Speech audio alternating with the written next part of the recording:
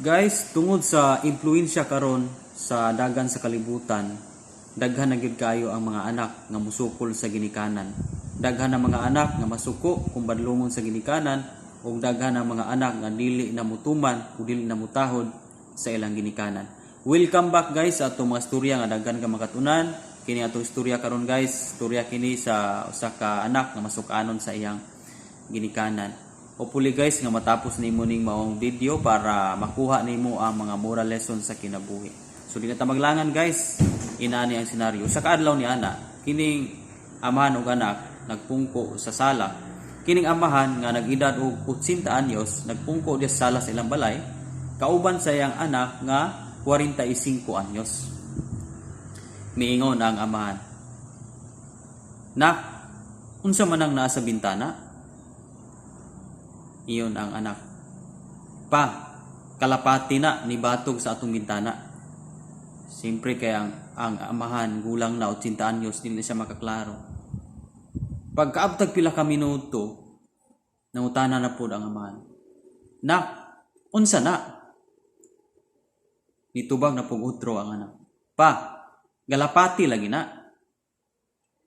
"Langgam ba kalapati?" Pagkaabtag pila ka minuto guys, moor gyapon, "Nak, unsa na?" Iyon ang anak, "Pa, giingna naman ti ka, galapati na." Boto ang tubag sa anak nga irritable guys.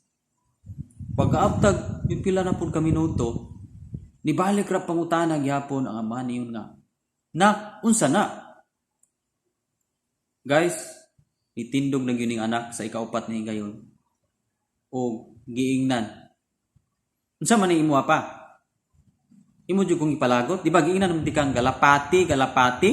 Nganong imo jud kong pasukon?"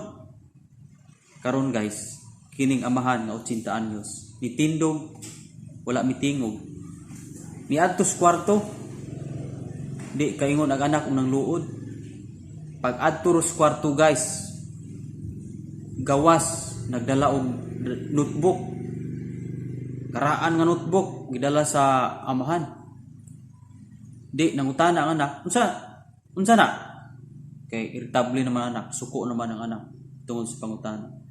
Niyon ang amahan, "Nak, kini usa ka diary ni akong gisulat. Sa nagpangidaron pa ka og 3 anyos nag-birthday ka, nak.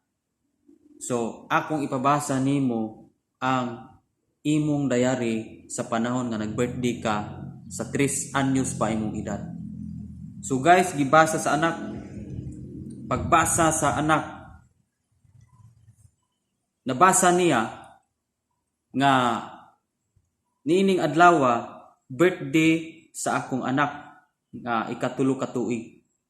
Og niining adlaw adunay galapati nga mibatog sa bintana og 23 kabalik-balik og pangutana sa anak. Apan ang amahan mitubag nga malukmay kaayo ang mga pulong ngadto sa anak. So nabasa sa anak guys nga kadto di ay pagka 3 anyos niya, nangutana siya sa parehong pangutana sa iyang amahan. Doon na po'y galapati, sa 3 anyos pa siya, doon na po'y galapati na nibatog sa bintana o miingon siya sa iyang amahan, "Pa, unsa na?" Nitubag ang amahan nga galapati. 23 kahigayon nga mitubag ang amahan sa iyang anak nga galapati. Pero wala ma-irritable, wala masuko ang amahan. Tungod kay matag panahon niyon siya, "Nak, sa matag panahon nga nangutana ka sa nagpangidaron kag 3 anyos, niining maong pangutana nako karon. Gibati nako ang dakong paghigugma kanimo tungod sa imong pagka-inosente. Pero nak, karon nabati nako nga bisan kaupat lang nako kabalik. Grabe ang imuhang pulong nga gibuy-an dinhi sa akong kinabuhi." Ug tungod niya na guys, lugmaw ang luha sa anak.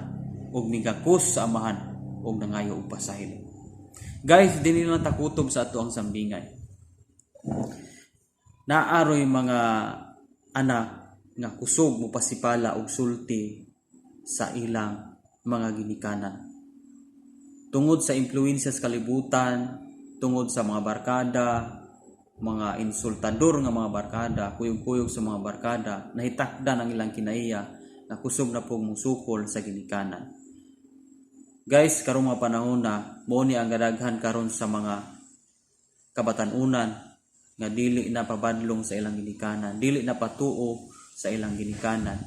Wala gipili guys, babae laki nga batan-on ug anak pareho nga kusog musukol sa ginikanan. Pipila lamang gyud ka mga anak nga mamati sa pagmaymay pagtambag sa ginikanan. Kalabanan gyud panahon na guys tungod sa impluensya lagi dagan sa kalibutan. Kusog kayo nga musukol na sa ginikanan. Guys, niingon ang pulong sa Ginoo sa Colosas 3 sa Ephesians chapter 6 verse 2 nga tahura ang imuhang amahan ug inahan ug kini ang saad aron mabulahan ka o mutaas ang imong kinabuhi dinhi sa kalibutan. Guys, kung masipya taana ang mao nga prinsipyo nga gisulti sa Biblia kanato, ilabi na gyud sa mga kabatanunan karon sa mga kaanakan. Mao nay hinungdan nga daghan og dali ra matapos ang kinabuhi niining kalibutana. Daghan kayo rong mga batan-on nga marip, daghan kayo mga batan-on nga malubaan, daghan kayo mga batan-on nga madisgrasya, daghan kayo mga batan-on karon, mga bata pa nga nangamatay nagsayo. Tungod kay adunay mga pagmaymay sa ilang ginikanan pero ibaliwala lang nila. Guys, alang sa mga kabatanunan karon nga dali kay mairitable sa ilang ginikanan, wala nato hinumdumi nga grabe ang ilang sakripisyo samtang mga bata pa kita. Munang kita nakaagi man taog pagsukol, nakaagi man taog kinaiya nga masukanon sa atong ginikanan. No halos kitang tanan nakaagi na nga kinaiya, pero kani nga video mao ni ang magpa-remind kanato nga dapat mangayo kita kapasayloan sa atong mga nabuhat sa atong mga ginikanan. Ug dapat karon nga kung gulang na ang imong ginikanan karon, ipabati ngadto kanila ang pagmahal nga katumbas o atong buhaton tungod sa ilang mga sakripisyo sa unang panahon sa atong kinabuhi. Sa gamay pa ta guys, wala ta nila pasagdi. Kung doon na tayo mga pangutana sa una sa gamay pa, dili ma-irritable ug tubag ang atong mga ginikanan tungod kay inosente ta o ginasabutan nila ang atong kinaiya sa mga bata pa ta. Dapat makita nato ang ilang sakripisyo karon busa ang ilang sakripisyo sa una atong matumbasan karon pinaagi sa pakita sa malumong kinaiya, malumong mga pinulungan o dili kita mopasakit og sulti sa atong mga ginikanan. Karon guys, ang lesson nga tumakuha niini, ayaw himua nga pabigat o pabugat ang imong ginikanan diha nimo karon. Og ayaw kabati og nabugatan ka sa imong ginikanan karon. Kay ang imong ginikanan dili ka mayon ni ana kung wala pa sila. Busa ayaw himo ang rason nga imong ginikanan mo nakapabugat sa imong kinabuhi karon. Ayaw himua nga imong ginikanan imong ingnon tungod ninyo kamo nakaingon nga nin-ani ko. Guys, ang pulong sa Ginoo nag-remind ka nato nga dapat mubawi kita sa pagsakripisyo sa atong ginikanan samtang sa mga bata pa ta. So atong himuon nga musukli kita sa maayong kinaiya ngadto kanila. Ipakita nato sa ilaha ang kinaiya ng kahimutan sa Ginoo. Kay niyon ang pulong sa Ginoo nga atong gisgutan Ephesians chapter 6 verse 3 aron nga mabulahan ka ug ako ug mutaas ang atong kinabuhi dinhi sa kalibutan. So guys, dilang takutob sa atong sambingay o puli nga nakatag kita ang mga lesson sa kinabuhi. Guys, kung bag-o pa kani nga channel, ayaw kalimot sa pag-subscribe para updated ka sa daghan natong mga storya nga daghan ka mga moral lesson nga makuha. Kita-kita na punta guys sa next video. Glory to God, iya ang tanang mga pagpasalamat ug pasidungog. God bless.